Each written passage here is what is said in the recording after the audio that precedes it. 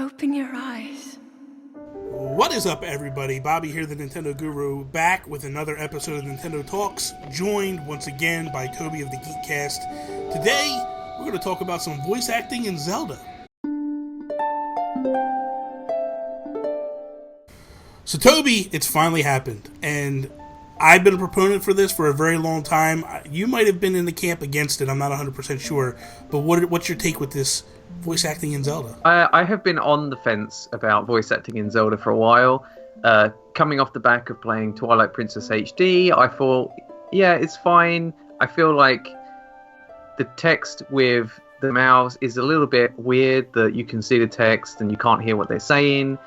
And I was very dubious about whether they would be able to get the right sort of voice actors in without making it sound cheesy. But seeing the voice acting in the new Breath of the Wild trailer, it was just, all of my worries have been settled, because the voice acting was really great quality. The emotional resonance from the characters was amazing. I really feel emotionally invested in Zelda now, more so than I ever had before, where she was crying in Link's lap.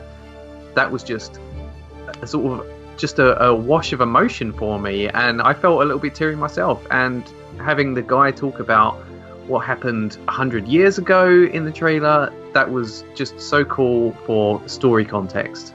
That's the thing with me. Like, the biggest takeaway for me was when I played Twilight Princess, the HD remaster, it just totally fell out of place with these kids talking to you. Their lips are moving, but you're reading text, and it was just like, man, even if you just did gibberish, and I was like, it was some foreign language, then I'd be fine with that. Like, kind of how they do a lot in Fire Emblem games and things like that. So that, to me, would have been better than what we had gotten in the past. And there was always people that would just trounce it and tear it down.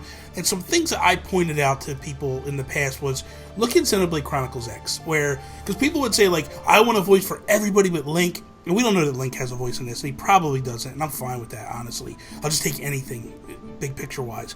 But the weirdest thing in Xenoblade Chronicles X was, like, your character had a voice when he was battling, and then he would come out of the battles and he couldn't talk, and they're reading his mind, and it's just weird to me, overall.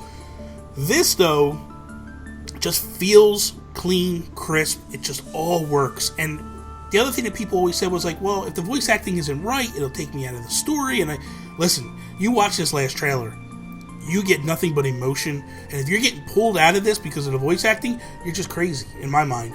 Like, that whole scene of Zelda hugging Link and crying, it was like, dude, that just tugs at the heartstrings over and over again. Like, I've watched the trailer probably 4 or 5 times now, and just every single time, that moment, that hit, is just nothing but emotion.